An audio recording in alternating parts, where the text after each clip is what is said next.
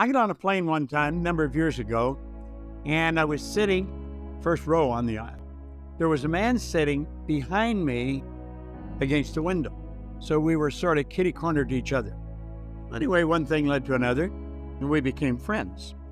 And that night, we were sitting around the motel room, and he said, "Bob, what's one thing I could do that would make me a better golfer?" I took my pen, and I went over and I put a little black dot on the wall. I said, "I want you to focus on that black dot. Bring all of your conscious attention to bear on the black dot." I said, "The second your mind wanders, don't feel bad, bring it back to the dot."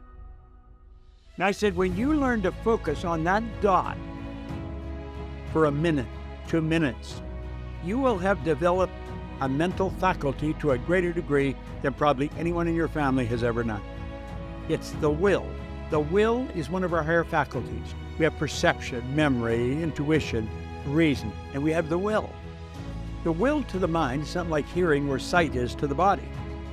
All great golfers, all the really great golfers have highly evolved will. They have developed the ability to focus.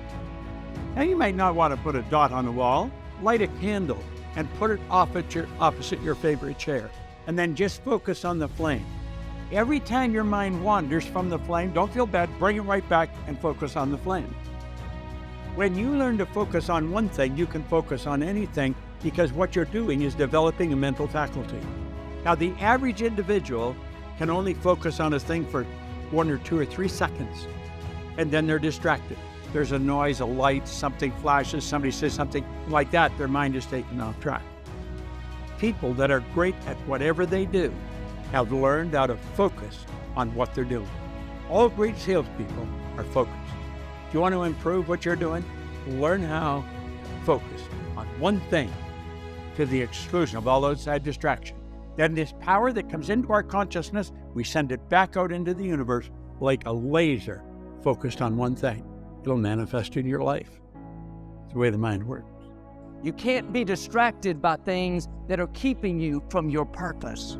You don't have time to waste worried about what people think about you. Your time is too valuable to respond to every critic, every negative comment, try to convince people that you really are okay. Those are distractions. Everyone is not going to like you. Everyone's not going to accept you. Quit trying to convince someone to understand you that's determined to misunderstand you. Some people don't want to be for you, and that's okay. You don't need them to fulfill your destiny.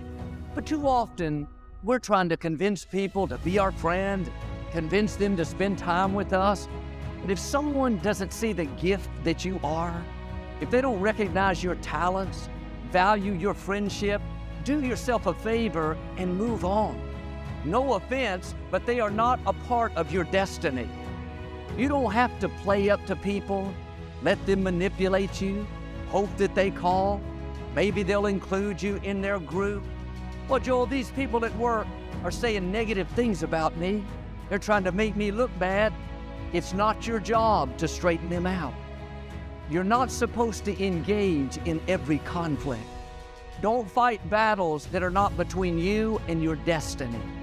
Most of the things that come against us are simply distraction. You have to keep your face set. It takes discipline to say, I am not going to respond, not going to waste my valuable time. I have a destiny to fulfill. My hour has come. It's easy to get in conflict, upset, offended, want to pay people back. That doesn't take any discipline. Avoiding a fight, not taking the bait, not being drawn into conflict, that takes your face being set. The next time something comes against you, ask yourself, is this a battle worth fighting, or is it simply a distraction? That person that cut you off in traffic, is it worth getting upset over when you're never going to see them again? That coworker that leaves you out, doesn't give you credit, do you think they can stop your destiny? That somehow they're more powerful than what God has ordained for you? They're distractions. The only way they can hinder you is if you get baited into conflict. There was this couple I knew years ago. I went out of my way to be good to them. They moved to another city and I helped them move. I gave them money. I would call and check on them. If they needed anything, I was always available. But the feeling I got from them is I was never doing enough. They were never satisfied. They always had a complaint. Here I was going overboard to be kind and generous, but they were constantly finding fault, trying to make me feel guilty. I was concerned that they would get upset and they weren't going to be my friend. One day I realized what I'm telling you. They were only making withdrawals, never any deposits. I was nice, but I quit letting them control me. When I stopped, you would have thought I'd taken their firstborn child. They tried to make me feel so guilty, so ashamed, but my attitude was, I love you, but I don't owe you. People's opinion of you is none of your business, nor should you make it yours. You get in a lot of trouble worrying about what somebody think about you, when really, what difference do it make? Whether they wrong or right, and what difference do it make? Now, I may not be the Christian you think I ought to be, but once again, your opinion of me, it doesn't matter to me. See, I just never let my failures define me. See, when you make a mistake, just get up and go again. What you tripping for? Your mistakes don't define you. Life is 10% what happened to you, is 90% what you do about it. I just stood up like I had some dignity.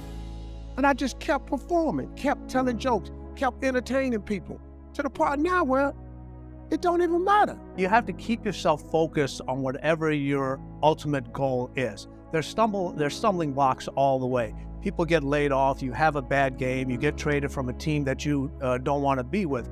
But if your goal and your focus remains the same, that, hey, this is going to happen, and I know I have the skills and I have the knowledge and I have the instincts to dig myself out of this hole, you will dig yourself out of the hole. You have to control the situation. Don't let the situation control you.